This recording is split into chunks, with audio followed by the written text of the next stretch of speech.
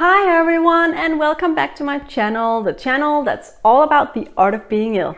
My name is Caroline, and today I have a few practical and simple things you can do to make your everyday life easier as chronically ill.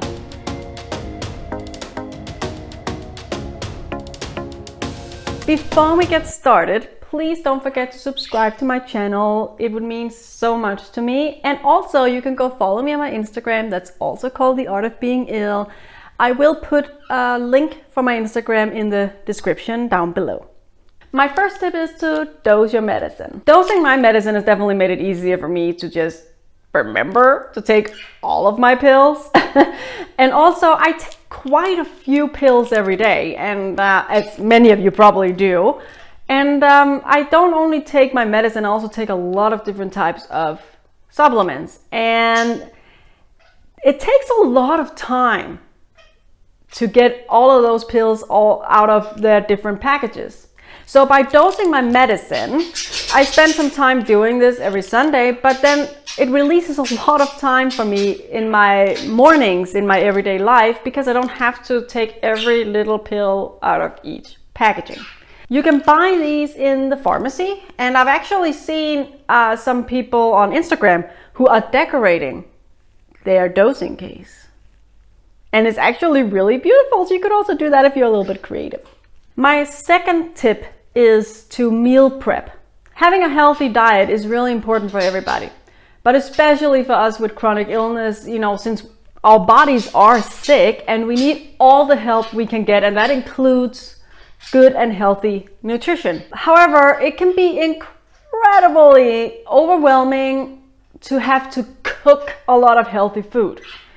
It takes a lot of energy, and we don't have a lot of energy to give, so often we might tend to have a less healthy diet because we simply don't have the energy to cook. I meal prep for a week, and this just releases so much time and energy, because now you don't have to, because you already prepped your meals, you don't have to think about what to make and to go grocery shop for it, or am I getting enough nutrition today, and all those kind of things. It just releases a lot of time and energy for you, and it also helps you get the nutrition you need and get a healthy diet. I spend a few hours every Sunday meal prepping for 5 days, Monday till Friday. If I have vacation or a weekend I'm not really doing anything or something like that, I also like to bake a lot of bread, for example. I did this yesterday. I baked a lot of bread, and at the same time to put in my freezer, so I just can take it up if I need to make a sandwich, or if I want some bread with my soup, or just having a extra delicious breakfast in the weekends or whatever. But then I don't have to buy bread. Home baked is better, and I can just take it up whenever, and I don't have to think about it. Also, we are living through an energy crisis, so meal prepping is actually a really good way to save a lot of electricity. Therefore, also not have your electric bill just go off the roof. So it's really a win-win situation. You can save a lot of money, and you can get a healthier diet, and most importantly for us, it releases so much time in your everyday life. So I can really recommend that. And I know that it can seem overwhelming to spend a few hours every week cooking and prepping. I do it on Sundays, and I do it early in the day so that I can relax afterwards. And I am a person who has more energy in the mornings than I do in night, so I meal prep early in the day so that I can relax afterwards. And I will also say, yes, it can be overwhelming, and I do have my moments where I'm like, I just don't want to do this, and I don't always succeed in getting it done. But I try to do it every Sunday, because in the long run, it just saves me so much energy and time, and it really makes sure that I'm getting the nutrition that I need, that my body really needs. My third tip is a week planner. I personally get very easily overwhelmed. It doesn't take a lot to overwhelm me, and I get frustrated, and I panic, and I get anxiety, and it's just a whole thing. So by planning my week or writing down what I have to do during the week, it gives me a visual overview of all the things that I have to do. And that makes it seem a lot less overwhelming. I have my week planner here, and this is for next week. As you can see, so far I don't have a lot of things to do, but I only write the things down that I have to do, the things that I'm not gonna get out of. In this case, I have work Monday. On Tuesday, I have work. I also have a meeting with my caseworker. Wednesday, I really don't have anything that I have to do. And then I have to work on Thursday and Friday. And in the weekend, I don't really have any plans either, other than remembering to take my injection for my Crohn's on Sunday. So this is so far the things that I have to do. Now, what this does for me is it gives me an overview. Okay, these are the things I really have to do. I don't have any plans on Wednesday, and I really don't have any plans in the weekend either. I don't have anything I have to do these days. So I can decide, okay, maybe Wednesday would be a really good day for me to get some practical things done, so that I don't have to do them in the weekend. Maybe a little bit of cleaning, or if I have to go to the pharmacy, whatever. And then I can say, okay, so then I have the weekend where I can just relax, or maybe depending a little bit on my energy levels, I can even call a friend. So in this way, I can plan my energy by having this overview. My fourth tip is to clean a little bit at a time. So cleaning is one of those really overwhelming things that takes a lot of energy. For me, it's really important to have a clean home, because I feel better mentally when it's clean. But it's so overwhelming and it takes so much energy to clean.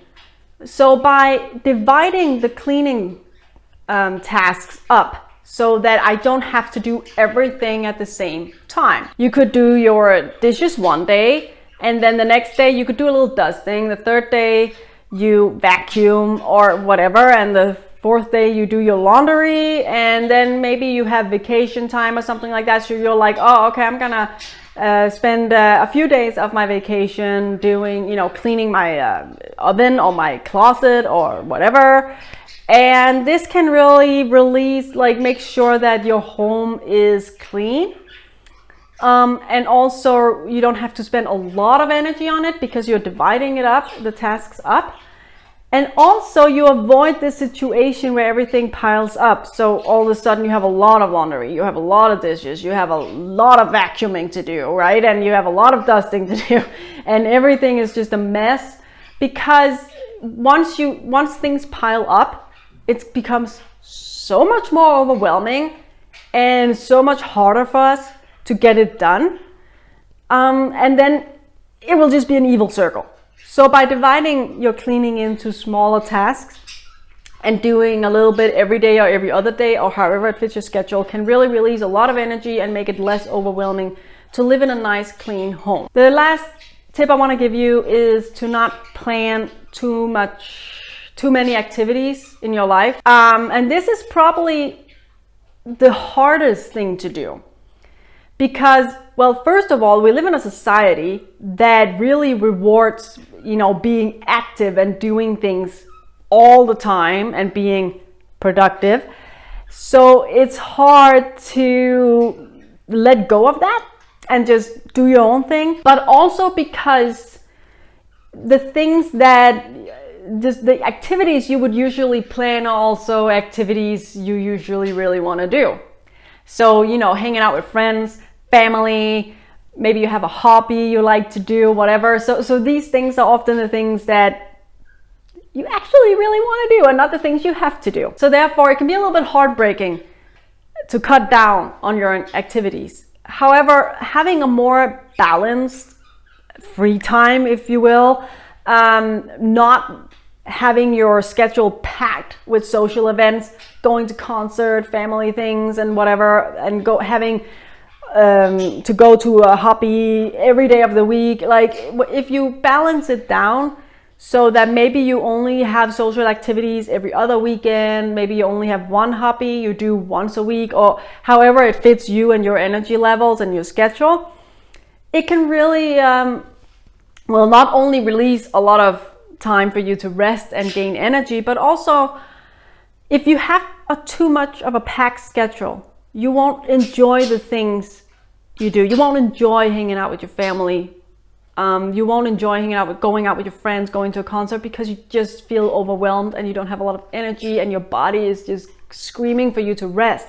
So therefore you won't get a lot of enjoyment out of doing all these things. But by cutting down on social events, you might miss out on a lot of things. Yes, because you just don't have the energy for keeping up with everybody else's social life. But once you do go out with your friends, once you do hang out with your family, you get a lot more enjoyment out of it. It will have a higher quality for you. It will be quality time and not just things you do because you're afraid of missing out. So everyone, that was today's video. I hope you really enjoyed it. If you did, please give it a thumbs up and maybe share it with a family member or a friend or someone else who could really benefit from this video.